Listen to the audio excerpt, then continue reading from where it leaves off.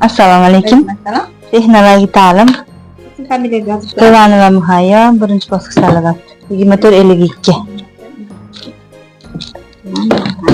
Kitobim bor edi, tushda kechgan umrlar. o'qib keldingizmi? O'qib keldim. Talabalarni tavsiya qilasizmi? Tavsiya qilaman, sababi tushda kechgan umrlarni romanini yozuvchi shunaqangi ta'riflaganki, sobiq o'sha SSR davridagi O'zbekistonning hayoti. Ya'ni undagi noroziliklar, o'zbeklarga bo'lgan ziddiyatlar, cheklovlar juda keng tarqalgan bo'lib, asosan bu manzarani Rustamning maktublaridan boshlanadi. Rustamning maktublaridan boshlanib, tergov hujjatlari holatida obraz, ya'ni sahnalashtirilgan asarlar hisoblanadi.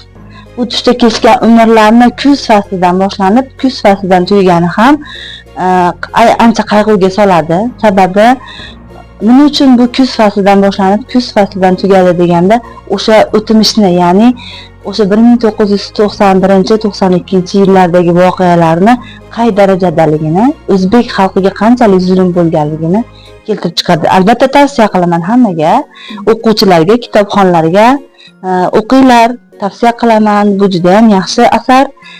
Hozirgi kunni qadriga yetasizlar.